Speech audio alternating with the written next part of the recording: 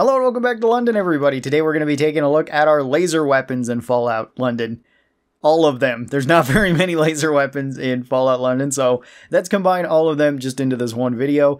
And we're primarily going to be talking about the Zap Gun today. The Zap Gun is probably going to be the first and maybe the only energy or at least laser weapon that you're going to be finding that is more of a normal laser weapon. Because there are some weapons that we've already talked about, like the Lewis gun, that you can turn into a laser weapon, but not a whole lot of just dedicated laser weapons. The Zap Gun is basically the pipe gun equivalent to an energy weapon.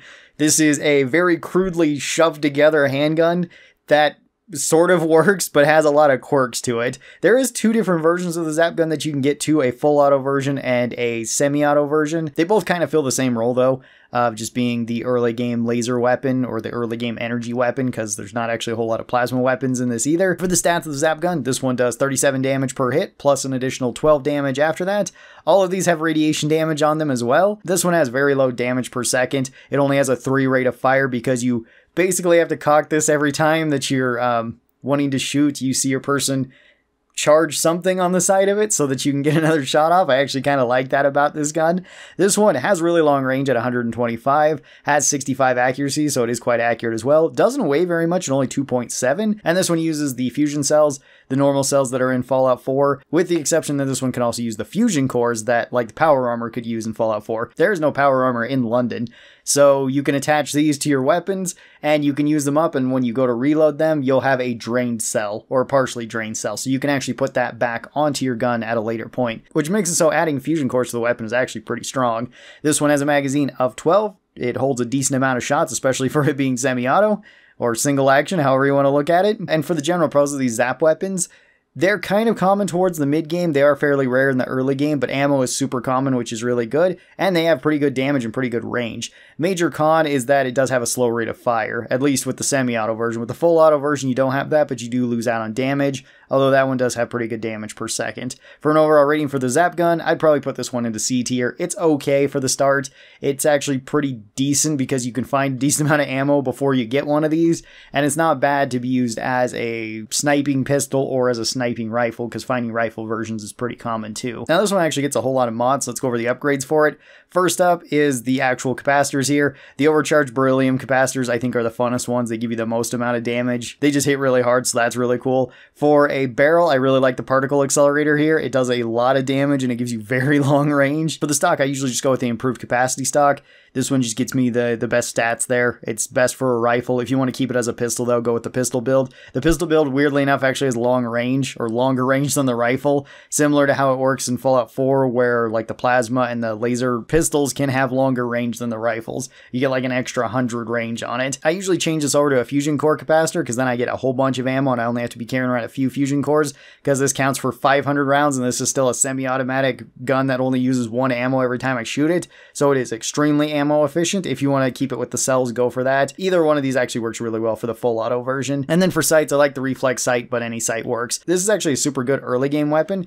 that is super ammo efficient, has really long range, does really good damage. It works incredibly well as a designated marksman's rifle, and that's pretty much the role I use it for. And for that, I'm going to put this up into A tier. I think it's actually a really good weapon overall.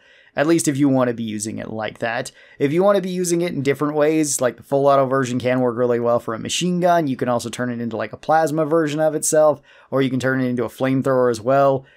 They're all interesting and they're all decent. It depends on how much ammo you have if you want to be going with that. London doesn't always have the most ammo, but if you got like the scavenger perk, you should be good to go. And then there is also one unique variant that I found of not necessarily the Zap Gun, but it is a laser rifle. This is called the Upton Burke C-Class Rifle. So this is a unique weapon that you get from a quest, and this one looks very similar to the laser rifle in Fallout 4, although it has been tweaked around a little bit. I think it's supposed to be a prototype of an early laser rifle. And this one's actually pretty solid too. This one does 80 damage per shot. It has very high DPS because it has high rate of fire of 50. This one has 203 range, 76 accuracy, so it is very accurate. Only weighs 5.2, but this is with the stock chopped off and just with the standard barrel on it. It will get heavier if you add more stuff to it. And this one also just uses the cells. This one can't be swapped over to the fusion cores though. You have to be using the energy cells.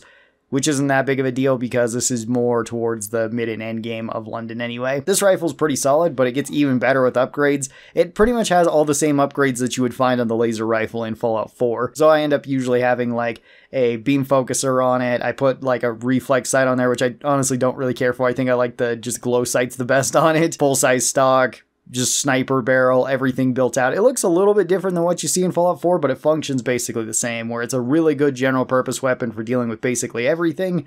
And yeah, if you're looking for something like that, go for it. It's pretty good. This weapon in particular, I'd probably put up into A tier as well. It's very solid. If you can find like a zap pistol with a good legendary effect on it, like instigating or explosive legendary effects on there, they can be really good weapons. The unique version of this is no exception to. It's also very good. And that actually does it for all the laser weapons in Fallout London, not counting modifications like ones that you can turn the Lewis gun into a laser gun and a couple others that you can. There's not a whole lot of laser guns here. There's no Gatling laser. We will be looking at the plasma pistols in not too long. Next up, I want to take a look at all the shotguns because I think that they're best combined into one list because there isn't so many of them. Thank you guys so very much for watching this. I hope that you guys enjoyed it. I'll talk to you next time. Bye-bye.